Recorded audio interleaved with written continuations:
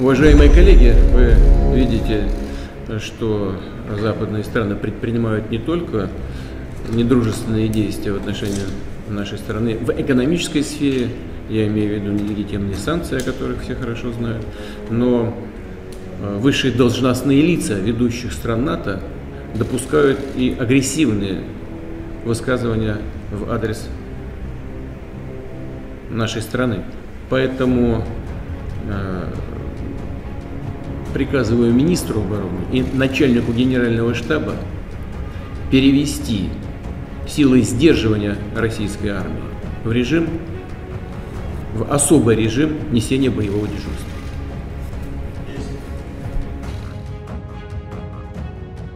Akankah Putin meledakkan nuklir dalam perang penaklukan Ukraina kali ini? Seperti kita ketahui, Kiev ternyata tidak seperti yang dibayangkan oleh Putin. Dapat ditaklukkan dalam waktu cepat kurang dari 4 hari seperti targetnya. Kita semua tahu biaya perang itu mahal, maka kalau perang itu lama atau panjang, maka sudah dipastikan pasti akan merugikan. Kata-kata ini sangat terkenal di dunia ketika Jenderal Norman Schwarzkopf mengatakan hal tersebut dalam Perang Teluk di tahun 1991. Perang harus cepat selesai. Dalam menaklukkan Ukraina, target Putin ketika berbicara dengan Kepala Staf Gabungan Tentara Rusia, Jenderal Valery Gerasimov, dan Kepala Intelijen Rusia bahwa Rusia menarget menaklukkan atas pusat pemerintahan dan parlemen Ukraina dalam waktu 4 hari. Selanjutnya, menangkap serta mengganti Presiden Ukraina saat ini, Zelensky. Tentara Rusia terbukti dengan agresif sudah masuk sejauh 400 km dari perbatasan dengan langkah cepat. Dikawal roket-roket yang diluncurkan yang membunuh banyak rakyat sipil, juga dukungan serangan masif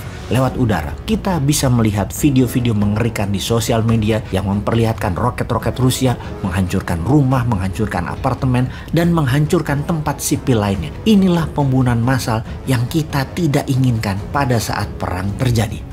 Kita lompat sedikit. Kita juga tahu di sisi Wakanda yang katanya mengatakan stop perang. Namun dalam resolusi PBB ternyata memilih abstain. Aneh juga ya. Ini patut dipertanyakan kebijakan luar negeri Wakanda ini. Mengapa mengatakan stop perang tetapi abstain tidak memberikan suara dalam resolusi perdamaian PBB? Ini Wakanda kebijakan luar negerinya ikut kakak tertua ya, ikut Tiongkok ya. Memang hebat sih kalian pejabat Wakanda. Sejauh ini banyak beda mulut sama tindakannya. Oke, lanjut deh. Katanya minta 3 tahun lagi ya.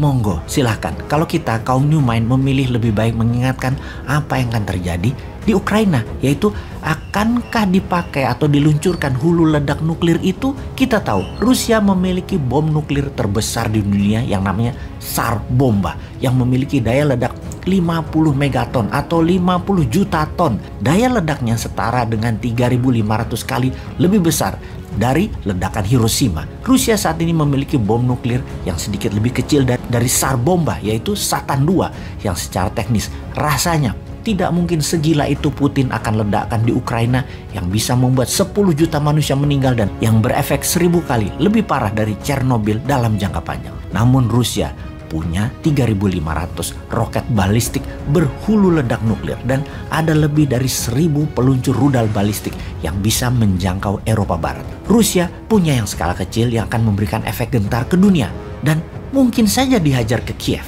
Kemarin malam Putin mengatakan hal tersebut, akan menggunakan nuklir untuk memberikan efek gentar di Ukraina. Sahabat, hal ini sebaiknya kita perhitungkan. Kita bahas beberapa jenis perang terlebih dahulu di zaman modern ini. Semuanya perang setelah Perang Dunia Kedua. Ada Perang Korea, Amerika kalah. Ada Perang Vietnam, Amerika juga kalah. Perang Teluk, Amerika dan sekutunya menang. Perang Irak itu rekayasa.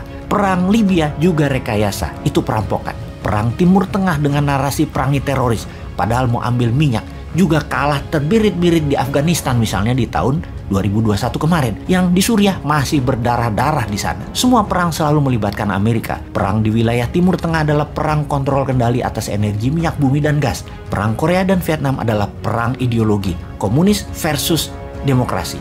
Dan di tahun 2022, Rusia agresi militer. Ini baru pertama yang tidak diawali oleh Amerika. Di Ukraina ini semua serba baru, namun prinsip perang semua sama. harus cepat, terutama dalam penaklukan. Karena itu Rusia mempelajari perang kota atau urban war dalam 20 tahun terakhir. Mungkin bisa dikatakan bahwa Rusia militernya adalah yang paling jago dalam perang kota ini. Ini terbukti dalam 3 hari pasukan darat Rusia masuk ke Kiev dengan strategi jitu. Namun tetap rencana mereka menaklukkan Kiev dalam 4 hari zonk, tidak berhasil. Putin pun berang. Pasukan NATO di sisi lain masih gamang. Masuk lewat Estonia, kirim 1 rudal nuklir oleh Rusia, ambiar itu Estonia. Amerika di sisi lain sekali lagi terdiam. Kalau Tiongkok, negara ini belum terbukti ketangguhannya dalam tindakan militer. Tiongkok belum pernah perang dalam arti sesungguhnya.